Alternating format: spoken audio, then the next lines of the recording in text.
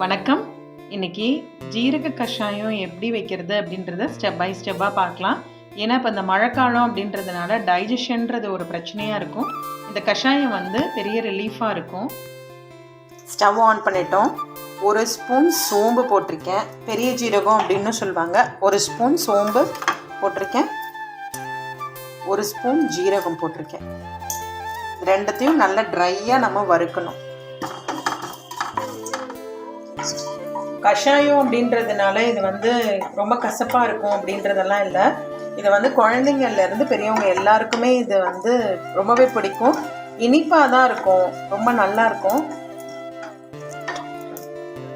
நம்ம நல்லா செவக்க வறுத்துட்ருக்கோம். இதோட நம்ம 1 டம்ளர் தண்ணி ஆட் பண்ணணும். அது நமக்கு 1/4 டம்ளராக ஆகணும். நல்லா சுண்டி வரணும். அதுக்கப்புறம் நம்ம பனக்கல்கண்டை ஆட் பண்ணிட்டோம் அப்படின்னா நமக்கு அந்த கஷாயம் ரெடி ஆகிடும்.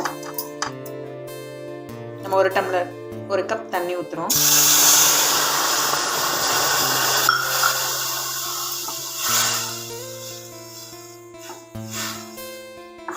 நல்லா கொதிச்சு வரணும். அப்போ தான் நமக்கு இந்த எசன்ஸ் ஃபுல்லாக இந்த தண்ணியில் இறங்கிடும். பனக்கல்கண்டை ஆட் பண்ணுறேன். ஒரு 2-3 ஸ்பூன் கூட நீங்கள் ஆட் பண்ணிக்கலாம், நல்லாயிருக்கும். இது சளிக்கும் நல்லது தானே, அதனால் ஒன்றும் பிரச்சனை இல்லை. எவ்வளோ ஆட் பண்ணாலும் ஒரு 3-4 ஸ்பூன் நம்ம ஆட் பண்ணலாம்.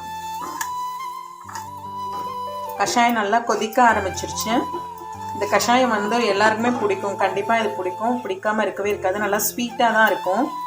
குழந்தைங்களுக்கு வாமிட் சென்சேஷன் இருந்ததுனாலோ வாமிட் எடுத்தாலோ இந்த கஷாயம் நம்ம வச்சு கொடுத்தோம் அப்படின்னா அவங்களுக்கு அந்த வாமிட் நல்லா அரெஸ்ட் ஆகிடும். நல்லா தூங்குவாங்க. நல்லா தூங்கி எழுந்ததுக்கப்புறம் நம்ம கஞ்சி வச்சு கொடுத்தோம் அப்படின்னாவே குழந்தைங்களுக்கு அந்த வாமிட் அரெஸ்ட் ஆகிடும், நல்லா ஆகிடும்.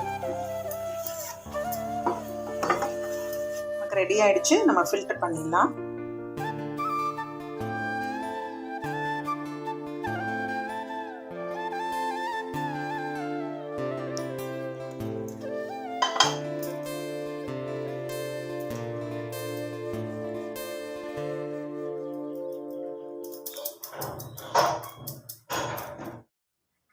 கஷாயம் ரெடி ஆகிடுச்சு. இந்த கஷாயம் குழந்தைங்களுக்கு வாமிட் சென்சேஷன் இருந்தாலும் கொடுக்கலாம், கோல்டு இருந்தாலும் கொடுக்கலாம், சரியாயிடும். நம்ம பனங்கல்கண்டு போட்டிருக்கிறதுனால.